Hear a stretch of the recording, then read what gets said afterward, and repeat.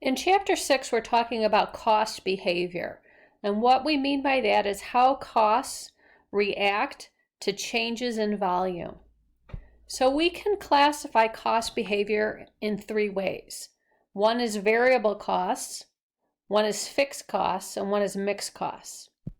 So a variable cost, you're going to have a set amount per unit, but the total of your variable costs is going to change the way the change in volume goes. So if we increase the volume, our total variable costs will increase. If we decrease the volume, our total variable costs will decrease. So just as an example, direct materials is a variable cost. It's a certain amount, it costs a certain amount to make 1 unit. So let's say in the example, our direct materials cost $3 to make 1 unit.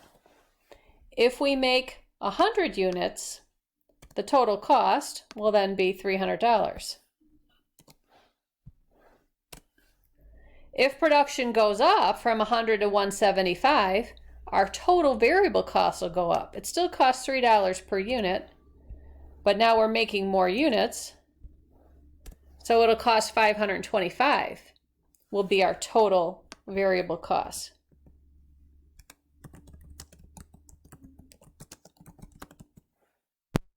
If production decreases to we only make 50 units, well, the 3 units times the 50, our total variable costs will be 150.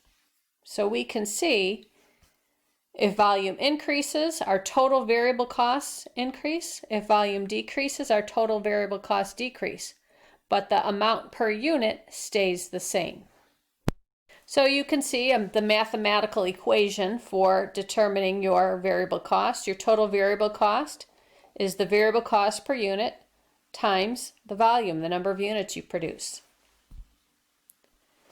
Next, we want to look at fixed costs. Fixed costs are the same in total, no matter what your volume is. So an example of that would be property taxes on the plant. So let's say they're 10,000. No matter how many units you produce in that plant, the property taxes are going to be 10,000, right? If you shut down the plant for a month, right? So companies that were having to close during COVID, they still had to pay their property taxes even though they weren't making anything. This is why companies are going out of business after their COVID shutdown. So the property taxes on the plant are 10,000. Okay, so that's the same no matter how many units you produce. But the property taxes per unit are going to change when volume changes. So let's say we make 10,000 or we make 200,000 units. Our property taxes per unit will be the 10,000 divided by the 200,000. It'll be 5 cents per unit for property taxes. If the production goes up, the property taxes per unit will decrease because we will have more units to spread that 10,000 over. So the 10,000 divided by the 250 means if we make 250,000 units, it's only 4 cents per unit for property taxes. So that's how the fixed cost will work. It's a set amount in total, but the per unit will change. It's an inverse relationship.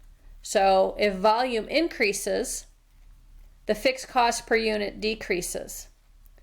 If the volume decreases, then the fixed cost per unit increases, right? Because if we have less volume, we have less units to spread the fixed cost over, so every unit is going to have to pick up more of the cost. So that's how fixed costs work. Okay. So then let's talk about mixed costs. Mixed costs are going to have a little bit of fixed costs and a little bit of variable costs. So the most common example would be utilities. You have to pay a set amount per month just to keep, say, the electricity turned on. Okay? But then if you use more electricity, then your bill goes up. So a portion of your utility bill is the fixed cost, a portion is the mixed costs. So let's take a look at an example. Cost A. The total cost is $42,000 when we make 4,000 units. At 5,000 units, the total cost is $50,000. Okay. So the total cost increased when the volume increased. That's what happens with variable costs, right? They increase in total. Okay. But we can see the cost per unit went from $10.50, it went down to $10. And that's what happens with fixed costs. The cost per unit decreases when the volume increases. So cost A must be a mixed cost. It's got a little bit of a variable piece to it and a little bit of a fixed cost. That's why the total mixed cost increased when volume increased, and the cost per unit decreased when the volume increased. Let's take a look at cost B. At 4,000 units of production, it's $60,000. At 5,000 units, it's still $60,000. Well, we know that's the definition of what a fixed cost is. It stays the same no matter what the change in volume is. And we can see the cost per unit decreased because we had more units to spread that 60,000 over. So that's why the cost per unit went down to 12. And then by process of elimination, we know what cost C is, but we can see the total cost is $32,000 at 4,000 units produced. At 5,000 units produced, it increased to $40,000.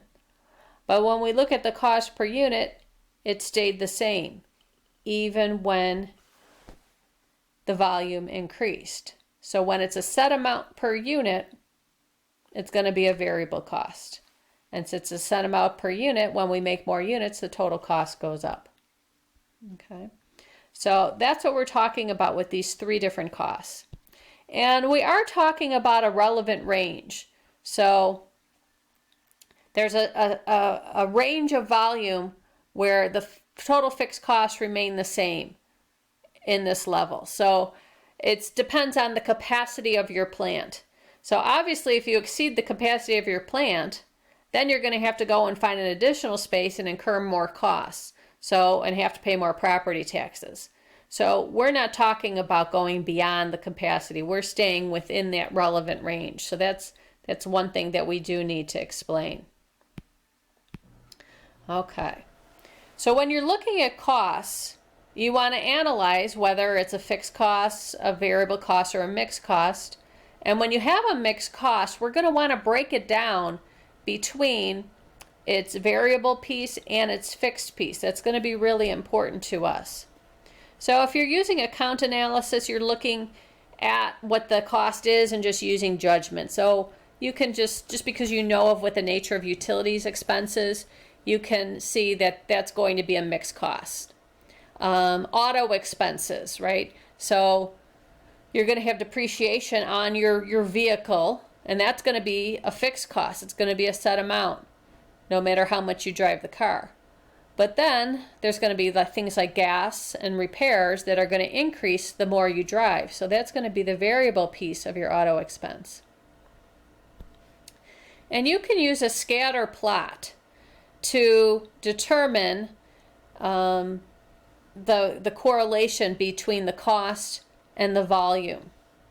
So if you graph your costs, so at a certain volume, this is your cost, and then you can see when the volume increases, the cost increases. If you can see it basically going in an upward line, then you can see there's a correlation between the volume and the cost.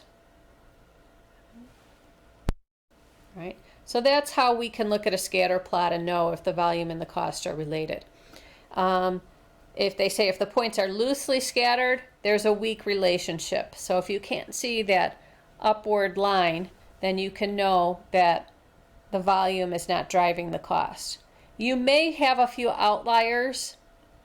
So even when we look on this, we can see it doesn't go into a perfect straight line, right? So we can see this looks like an outlier, this perhaps as well. And that may happen. You just may have kind of maybe an off month. Okay. But as I said, we want to be able to break down the mixed cost between the variable and the fixed piece. And so here's a real quick and easy method that you can use. It's called the HighLow Method. Okay. And so we look at the high volume and the low volume, and we're going to create an equation where we can determine the variable cost per unit and the fixed costs. So the first step in the HighLow method, as I said, we find the high volume and the low volume from the data, and we can calculate the variable cost per unit by subtracting the cost at the high volume point minus the cost at the low volume point, and we're going to divide that by the units at the high volume point minus the units at the low volume point. So let's look at an example. So here we are at Grace Sloan Memorial Hospital. The cost of x-rays is a mixed cost. It has a fixed component and a variable component. So here we can look at the number of x-rays and the cost of the x-rays for several months. So we're going to use the HighLow method to get a formula for calculating the x-ray costs. So we want to determine the highest volume and the lowest volume. So we can see here in July, we had the highest volume, 700, and then the lowest volume we can see by number of x-rays, 300 was the lowest number, so here's our low volume. So we calculate our variable cost per unit as the cost at the high volume point minus the cost at the low volume point divided by the units at the high volume point minus the units at the low volume point. So our cost at the high volume point, which was July, is $28.50, and we're going to subtract the cost at the low volume point of $12.70, so that's $15.80. Divide that by the difference between the volume at the high point and the volume at the low point. And so when we divide, and let me get it out to pennies, it comes to $3.95 per unit. So we can build our equation. If we say 700 units times the variable cost per unit of $3.95, we know in July the variable cost was $27.65. So of the total cost in July of $2,850, if $27.65 was the variable, that means the difference of $85 was fixed. So we can build our formula then. So our formula for this cost is $3.95 is our variable cost per unit.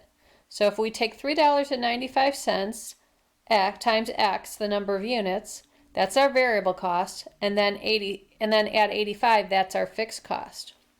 So if we had a future month where 585 units, or sorry, 585 x-rays were taken, well, our cost would be the 585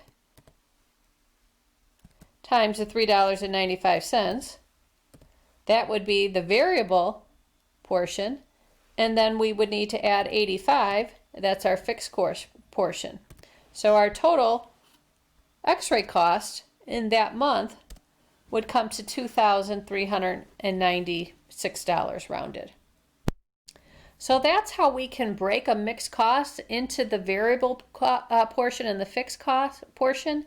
And then we can use that formula to project the cost in future months. And so that's going to be really important for what we're doing.